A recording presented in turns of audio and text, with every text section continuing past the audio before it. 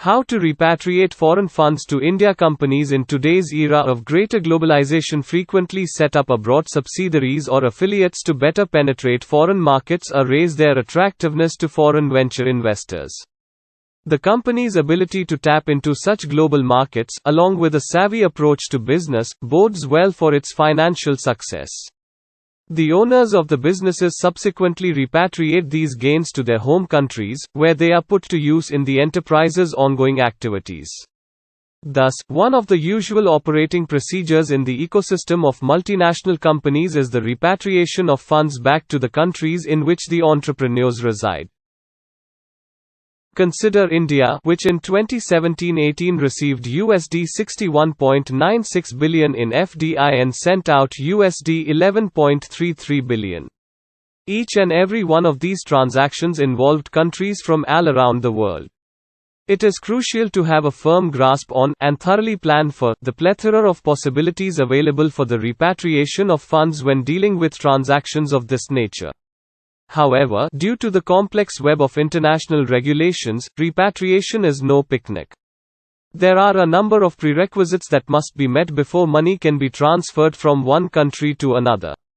To prevent potential tax and regulatory complications in the long run, businesses should have a strategy in place for repatriating overseas earnings to their home country. How to get money sent to you by a foreign organization into your Indian bank account now. Let's go over the numerous ways that you can send money back home. Reinvestment of dividends. Investors should remember that dividends are taxable income and should report them as such. Typically, dividends are subject to taxation only in the country where they are actually received. Thus, several countries have evolved distinct dividend-related legal frameworks.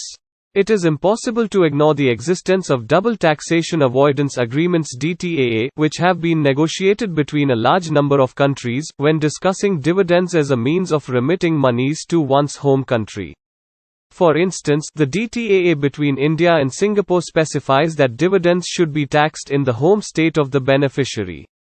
Therefore, stockholders in both countries no longer have to pay tax when bringing profits back home. Instead, they pay tax only once.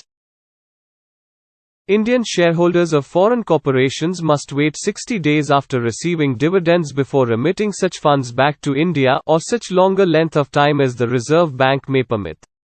Remittance by salary or other remuneration. Directors' salaries are another form of repatriation, whereby foreign earnings are sent back to the nation of origin.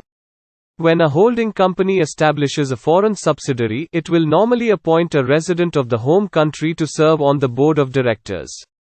As a result, the directors' wages can be sent to their home countries more easily. Payments received by overseas directors in their professional positions can potentially be used to repatriate cash.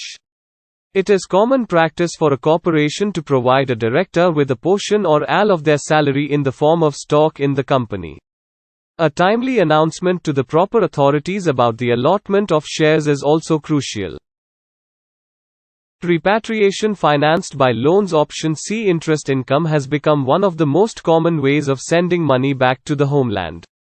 To finance day-to-day operations, many companies are turning to their foreign parent or subsidiary companies for loans rather than traditional lending institutions like banks. Borrowers can get these loans at lower rates of interest. Therefore, there is less financial stress on the borrowing company. However, transfer pricing rules and regulations must be followed in these types of deals. This is to ensure that no issues or unpaid tax bills arise. It is important to exercise due diligence in this endeavor so that the deal is completed at a fair market value. Repeat emissions through duty-free royalties. Because of the widespread use of this strategy, many countries now impose taxes on royalties received.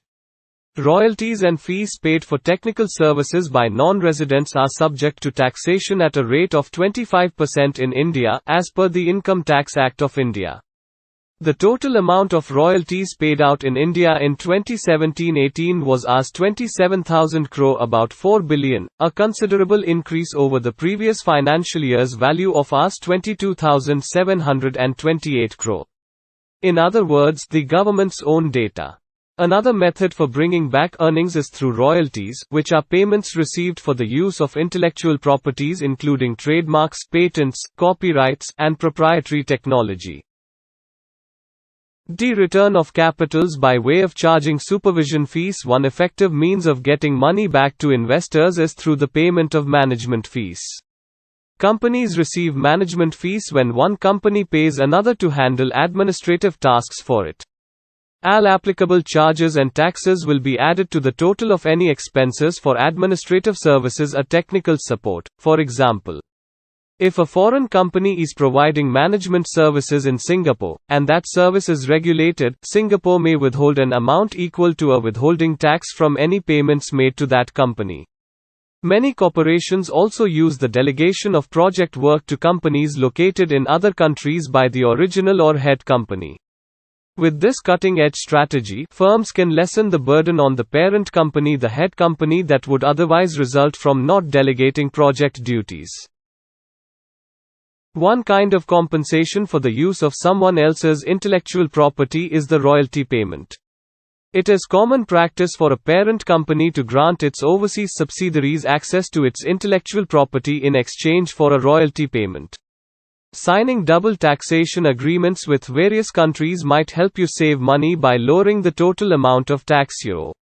Royalty payments in China are subject to value-added tax, surcharges, and income tax withholding, all per the country's rigorous legal framework. Additionally, royalty payments given to individuals who are not Singapore residents are subject to a withholding tax. Repatriation by way of share buyback. Businesses today routinely reinvest a portion of their earnings in the acquisition of their own shares. Investors have a crucial role when it comes to persuading a firm to buy back its own shares as a means of returning funds. The market for buying back shares has picked up steam again after Apple said in May 2018 that it would buy back shares worth a total of $100 billion around the world. The reduction in the corporation tax rate will result in significant tax savings for Apple. Apple was able to repatriate billions of dollars in cash that had been stashed abroad as a result of the decline in interest rates. For this method of repatriation to go smoothly, a thorough familiarity with the laws governing capital gains taxes is essential. The firm's objectives, the market conditions in which it operates, the number and location of its subsidiaries, the nature of the business, and other factors all play a role in determining which of these approaches to choose. Therefore, it is typical practice to adopt a mix of these approaches to ensure that foreign cash flows are optimized in a way that supports the fulfillment of long-term company goals.